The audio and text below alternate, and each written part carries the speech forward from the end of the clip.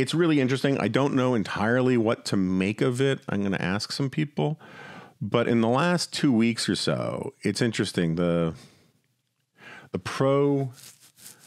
DeSantis social media influencers, I don't know if they're paid, if there's some, I know that some are, but there's a group that's all in on Team DeSantis, and all they do is tweet about how DeSantis is awesome.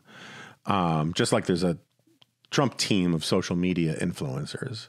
I really have no idea how the back end on that kind of thing works. Do they get paid? Do they anticipate jobs in an administration or a campaign? Are they just all in? I'm sure it's probably variations of all of those things, because I know people, for years who've gotten all into some candidate, and it's not like they were working for the campaign. It's just they make it their cause. So whatever it is, but I do think there's some coordination there. And it's just interesting. In the last couple of weeks, the pro DeSantis hardcore social media influencer guys are really doubling and tripling down in painting DeSantis as the real MAGA choice. I know that's always been part of the campaign strategy, but it's much more intense recently. A lot more talk about the uniparty, which I think is a ridiculous, silly, juvenile concept for the most part. This idea that there's no difference between Republicans and Democrats is just exhaustingly silly. Sure, if you are a hardcore, serious Marxist, I can see how you say that, right? Because,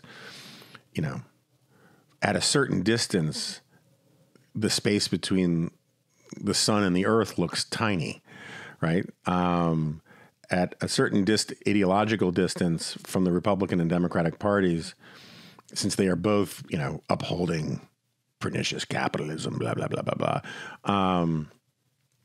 You could see how there's no difference between them. But, pick an issue where you think that you think that is important.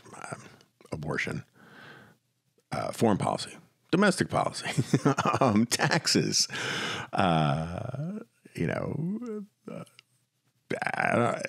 it's difficult to think. I'm trying to think of one that's actually where you can think they are the same. There is very little difference between them. Right now, I'd say entitlements and trade, right? Because Trump moved the party left on both of those things.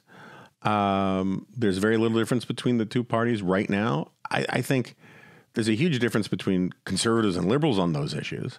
But as a matter of political willpower to do something about, making our America more free trade, or making America more fiscally solvent by dealing with Social Security and Medicare and Medicaid, the parties are basically on the same page, but not on immigration. And anyway, the uniparty thing is just another way of saying my guy is hated by the establishment, this giant, scary establishment, that if it were a tenth as scary and powerful as the people who constantly bitch and moan about it, they wouldn't be able to bitch and moan about it, right? It's just like, why is you think the deep state is so incredibly powerful, and yet I'm allowed to make millions of dollars talking about the threat of the deep state, right? That's sort of like Steve Bannon's whole grift. Anyway, so I think it's interesting about the DeSantis crowd going hard into this MAGA-ier than thou kind of approach. It's either,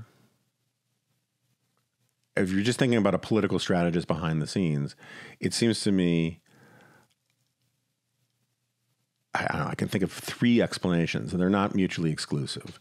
One is they're seeing the sort of donors and others rally behind Nikki Haley because they think Nikki has the best chance of beating Biden, which she does. I honestly do think the arguments that DeSantis, and I get really stupid juvenile crap from some of the DeSantis people, even though I retweet a lot of their stuff because I think it's of, they're good criticisms of Trump and they're not all terrible people or anything, but some of them are just stupid juvenile jerks to me. And they, you say you don't like Trump and yet you won't support the only candidate that can beat him, blah, blah, blah, blah, blah. That must be because you're a grifter. And it's like, it's like foreign policy mirroring. They think, or they pretend to think, that because they believe DeSantis is the only one who can beat Trump, and because I don't like Trump, that if I'm not 100% DeSantis and behaving like a partisan hack, being a de facto press secretary for DeSantis, it must mean that I'm not really anti-Trump. Seriously, I get this kind of crap a lot, and I just think it's so incredibly stupid. These people who do not understand that one of the reasons why I don't do the Trump stuff is because I don't want to behave like I'm the comms director for some RNC committee or campaign or some candidate's campaign. I'm not going to do that kind of boosterism for any candidates, even the ones I like. But since they do it, since they hackishly do it, this like guy Cobra Commander or something is one of the leading ones. Since they do it, they assume I should be doing it too. And it's just it's a category error. They don't understand who I am or how I define my job. So one possible explanation is that this is a reaction to the rallying and the momentum around Nikki Haley, who is a more conventional pre-Trump Republican. That's why I like her. I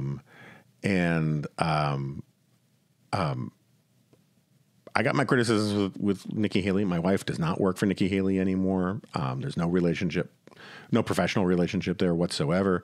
But, I think Nikki's basically right on foreign policy. I think she's right about domestic policy for the most part. I think her stepping in it with that thing about anonymous Twitter accounts is not nearly as horrifying as people who are addicted to being anonymous on Twitter are making it out to be. And she cleaned it up okay, but whatever. I mean, I think it was a mistake, but she's clearly got wind at her back, and it's coming from the sort of more traditional, the more remnant-y parts of the Republican coalition. And so I think that one explanation is that they're trying to differentiate their brand from Nikki because they can't get the voters that Nikki is getting anyway. So you might as well lean into your differentiation by being the alternative to all that. And, and they're probably right to think that they'll get a lot of aid and comfort from some parts of the sort of right-wing media complex. It's difficult because so many of them are still for Trump, but they'll get some. Another possibility is this is also what you would do if your only strategy at this point was to anticipate that somehow Trump gets out of the race at some point because of, I assume, the criminal stuff. And I'm not saying that DeSantis knows that's going to happen or even thinks that's going to happen, but that's the contingency. If your only hope of sort of taking off is to get all of those voters who say their second choice is DeSantis to become DeSantis voters, right? Because Trump is out of the race, then you would also lean much more heavily into this kind of framing.